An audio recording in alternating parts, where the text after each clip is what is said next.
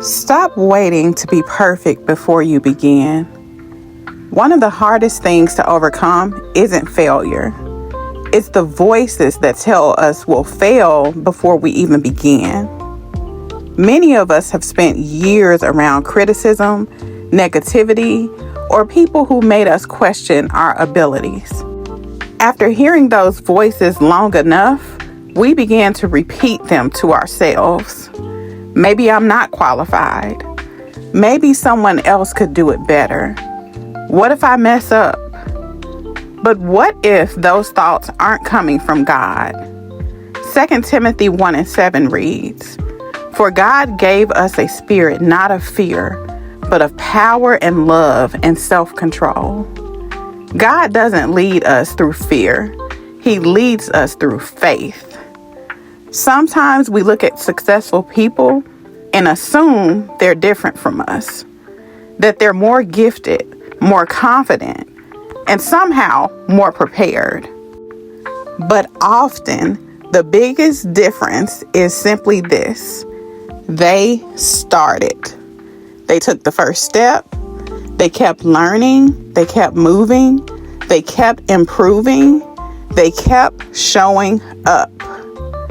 Recently, I was reading a New York Times best-selling book, and I noticed a typo. It reminded me of something important. Even books that reach thousands or even millions of readers aren't perfect. In fact, it's common for traditionally published books to contain a few small errors. Perfection wasn't what made that book valuable. The author finished it. The author shared it. The author didn't allow the fear of imperfection to keep the message from reaching people. And I want to stop here and ask, who has a book in them? Who's holding on to this book? How many ideas has God placed on your heart that you're still holding back? All because you're waiting for everything to be perfect. Maybe it's a book. Maybe it's a business, a ministry, a conversation, a new opportunity. Whatever it is, don't let perfection become an excuse for obedience. If God gave you the idea, trust Him enough to take the next step. You do not have to know everything before you begin.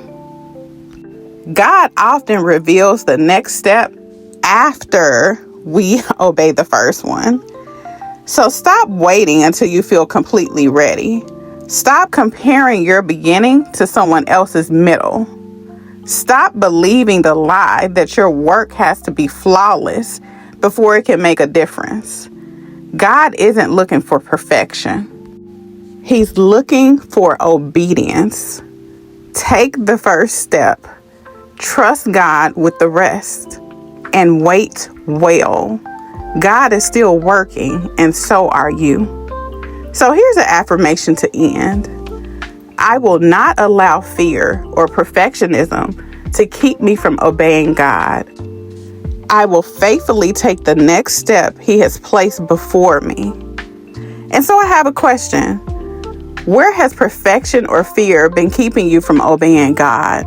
And what first step can you take in faith today? Leave it in the comments.